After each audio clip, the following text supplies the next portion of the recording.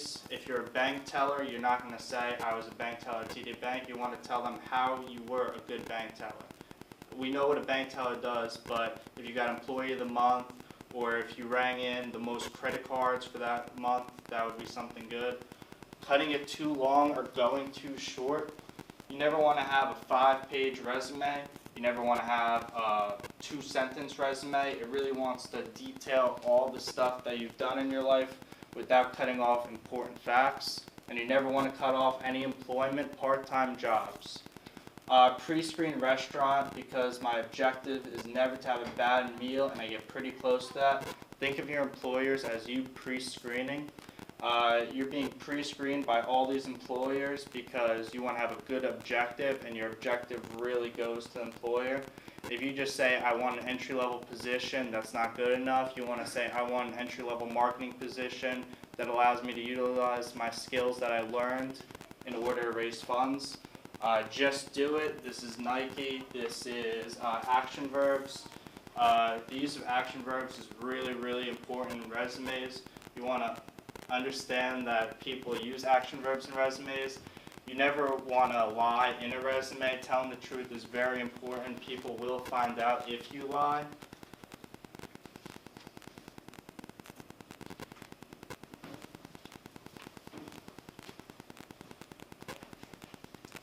Visually too busy. If your resume is visually too busy, wall-to-wall text, employers aren't going to look at that. They don't have time to look through everything that you have. They just want to see if you can do the job. This is a pre-screening, and they just want to look through it, see if you have any vital experience. If you have wall-to-wall experience, they're going to think, well, maybe he does have a good position, but maybe it's just too much. Baron von Fancy. You will really want to have your name and correct contact information on the resume. One of my friends, he actually didn't have his correct email address on the resume, and he called back to one of the jobs he applied for, and he said, why haven't I got like an email or call? Well, he didn't have the correct information. Standing out is very important. If a job gets about 1,000 resumes, you're going to want to stand out any way possible. This doesn't mean like spray cologne on your resume. This just means have an attractive resume, one that people will want to read and one that will get you the job. Facebook, Twitter, and Instagram, there's no need to put that unless your employer asks for it. That's on your own time, and you should just leave that in private. I recommend if anyone has any like bad tweets or bad Instagram pictures, take it down because employers will probably look at your Instagram. I know my Instagram got looked at by an employer. That's like a major key. Skills. Skills are very important. It's like language. If you speak another language, you're going to want to put that on your resume. It really separates you. If you have any computer, software skills, you want to put that on your resume. If you have any like speech like skills, or any like of that stuff, that'll be really good.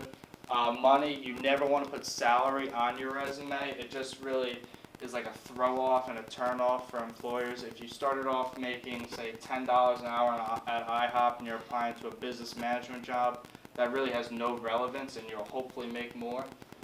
Rowan Career Fair. Rowan Career Fair is very helpful. You pass out a lot of resumes to employers, but it's really important to scout out the employers that are going so you like don't have just one resume. If you're applying to a logistics company or you're applying to customer service, it's really going to be 2 different resumes that you're going to give, especially with cover letters. Paper is very important. What you print it on, never print it on just regular copy paper. You're going to want to print it on like 32 sheet or 26 sheet. Those are like the 2 that I would print on. That's very helpful, and it makes your paper more attractive, and they're going to want to read it more. Indeed is literally the best website you can use for finding jobs. I found one job on Indeed. It literally saves you so much time. You can put up your resume on there. I got 20 calls in literally one day. It's just so good.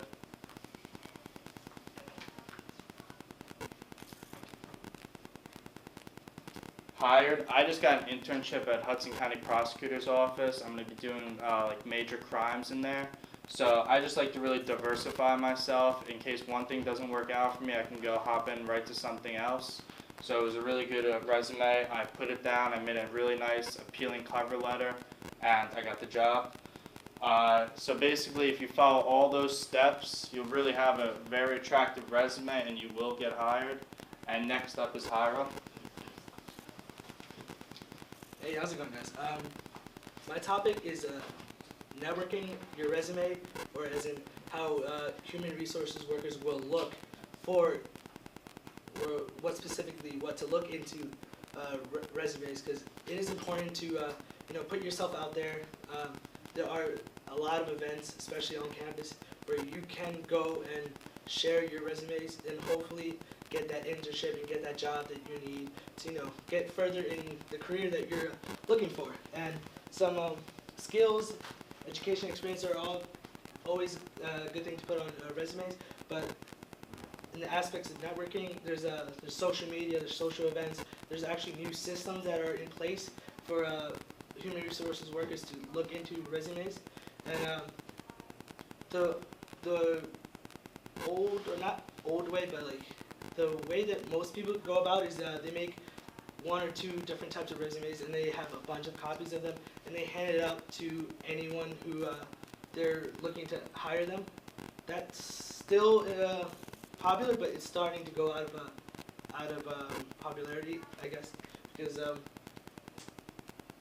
people do apply for jobs, so they get an application and then they have to turn in a resume to hopefully get an interview. But that's not always the way, especially nowadays, to go about things, because there are special sites and apps, for example LinkedIn, where you can make an account. This is basically a adult Facebook where you can upload or manually put in a resume, and hopefully someone is going to refer you to someone they know and get that job that you wouldn't have had if you didn't have LinkedIn. Job fairs has been around for a very long time. They're very successful. They're probably not going to go away anytime soon.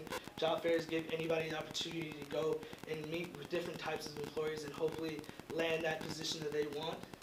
And job fairs is crucial for college students, because here at Rowan and just about any college, they have college, job, and career fairs where you can meet employers that necessarily wouldn't have hired you if you just showed up to their business and asked for an application. Sure, they would have given you an application, you would have applied, you might have not got the job, but these things like ProfLinks is a site that is a system that Rowan has where you can see all the events so that you don't miss any of the things. For example, they have career fairs, they have resume builders, just to help tune up your resume. And specifically, internships are a great way to get your resume out there. Hopefully you land an internship, and then that company might actually hire you. Specifically, you're adding a skill to that resume that you had on there. So definitely, internships is the way to go about it. For example, here are you could be trained by the employer, and that can help you further your skills into your resume, and you could stay at that company if they offer you a job, but that gives you the opportunity to actually go and seek better employment if you didn't necessarily like that position. The Age Discrimination and Employment Act actually required employers to keep applications and resumes for a year. So that means even when you're hired, as an employer, you hire someone, you have their resume. So say that they're looking for other people to hire, they can look into their own workers that they already have, and then they can give people promotions, which is a lot easier than going out and looking for someone new that they do not know. That way, they will hire someone who they can trust and they are confident will get the job done, just based off prior experience. Another method is recommendation. You can get a job or a career in some field, and you can make good, necessarily friends, or you can get recommended for a position just by knowing someone or being friends with someone. Someone will know that you are a hard worker. And they even have the applicant tracking system, which is a system where employers have a bunch of resumes that were turned in or that were handed in, which they will do key search words to look for specific things that they look for in resumes. So they don't even have to read your resume anymore. They can just put it in their systems and look it up, and then they'll see if you're a good match for them. Another way to go about things is websites. Websites are very helpful nowadays. Recruiting.com is another website that you can put your resume. Employers will look at you, and just like Alex said with Indeed, you could possibly get an internship or a job there. And social media is another aspect. I know social media tends to be a negative view of how employers see you, but it could also be a positive way. For example, just like LinkedIn, they get you the job that you needed. I know Facebook, YouTube, stuff like that could be bad, but one really interesting one is Pinterest. Pinterest, I know Pinterest is a app that you could say is mainly for fashion and for music artists or anything like that. But Pinterest is actually employers do actually put on jobs that are out there, and then they'll have key searches in there where you can look up, so that way not anyone is going to find it. And then there's another way you can put it on the company website. For example, you can state that you're looking for employees. I know that's a little not necessarily weird, but that's actually how I got my job last year. I'm in the program EOF, where I went onto their website and I saw that they were looking for workers. It motivated me to apply. I applied, I turned in my application, I did my resume, and I got the job. I worked here in the summer a year and a half ago. It was a pretty good job. I definitely would do that again if I had the opportunity.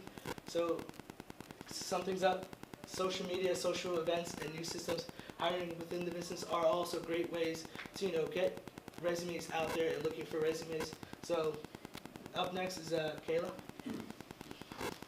Hello everybody, I'm Keela. Hope the rain didn't destroy anybody else's day.